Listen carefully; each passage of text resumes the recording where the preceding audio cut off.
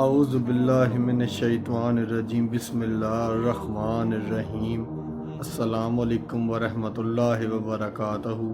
تو محترم خواتین و حضرات، سب سے پہلے میں آپ کو اپنے چینل قرآنی وظائف ٹیم میں خوش آمدید کہتا ہوں اور اللہ رب العزت سے دعا کرتا ہوں کہ آپ سب لوگ خیر و عافیت سے ہوں گے۔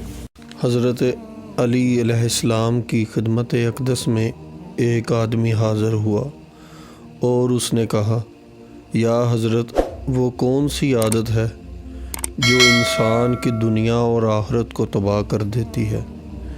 تو آپ علیہ السلام نے فرمایا، تو سنو، وہ کون سی عادت ہے جو کسی بھی بندے کی دنیا اور آخرت کو تباہ کر دیتی ہے؟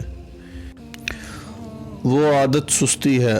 اور آپ علیہ السلام نے فرمایا کہ میں نے اللہ تعالیٰ کے پیارے حبیب حضرت محمد صلی اللہ علیہ وآلہ وسلم سے سنا کہ سست انسان اپنی دنیا اور آخرت دونوں کو تباہ کر لیتا ہے، کیونکہ سست انسان کے مقدر پہ اللہ تعالیٰ کی لعنت برستی ہے۔ انسان کے اندر سستی شیطان پیدا کرتا ہے تاکہ انسان اپنی منزل مقصود سے محروم ہو جائے، اور کبھی بھی آج کا کام کل پہ مت چھوڑنا، کیونکہ یہی صفات ایک ناکام آدمی کی علامت ہوتی ہے۔